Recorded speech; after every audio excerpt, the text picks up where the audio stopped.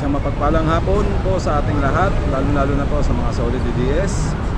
So, nandito po ako muli sa EDSA at pang-araw-araw po magbibigay po sa inyo ng update sa mga nangyayari dito sa EDSA. At ngayon po, sa makakabilang grupo, ay muli po nagsaganap na kanilang rally doon po sa tawag dito, lugar na yun, People's Monument. At ang kanilang layunin sa kanilang rally ay mapatalsik ang ating DP Presidente. Ganito lang yung ginawa kong thumbnail, no?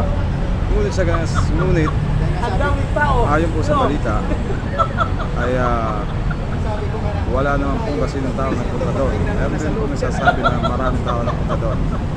Pero para sa akin, gising na ang mga tao sa katotohanan sa nangyayari sa ngayon. Sabi nila ba?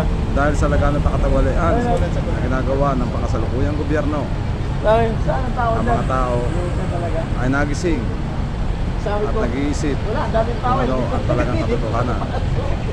At ito naman pong ating mga OFW na ay sa ngayon ay tuloy po ang kanilang pagkalito dahil po nakarelay po sila lahat sa mainstream media na dapat na siya maghahatid ng tamang balita.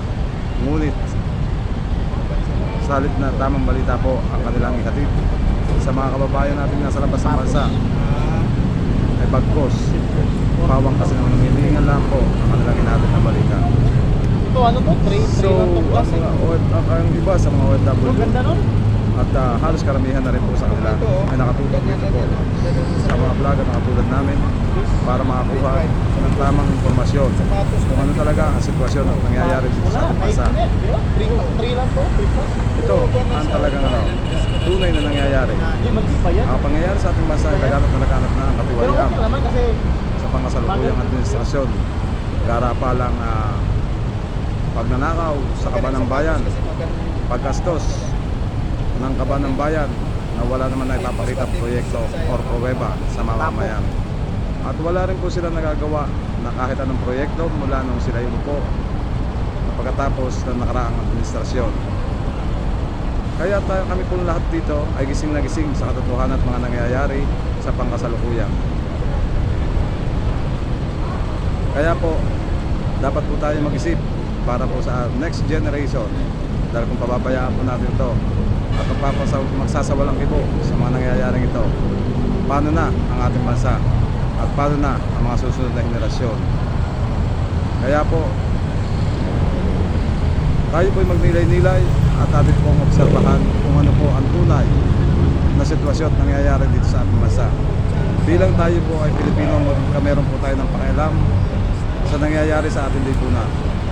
Huwag po tayo magsawalang bahala o pagpipit-balikat kung ano ang mga tunay na nangyayari. Wala pong masama kung saan kayo naniniwala, pero ang mas mahalaga po ay nasa tamang paniniwala kayo at makita nyo ang katotohanan at ang tunay na nangyayari sa pangkasalukuyan. Bilang tayo Pilipino na naniniwala at nagmamalaki na tayo isang Pilipino, dapat po maging taas po tayo kahit kanino. Pero sa ganitong sitwasyon, wala po tayong may papagmalaki dahil po ang ating bansa ay lugmok na po. Unay sa kahirapan at sa pagkakautang natin. Di bali sana po kung ang lahat po ay napupunta sa proyekto. Yun lamang po at isa pong magandang gabi po sa inyo lahat at mag-iingat po tayo parati. God bless us all.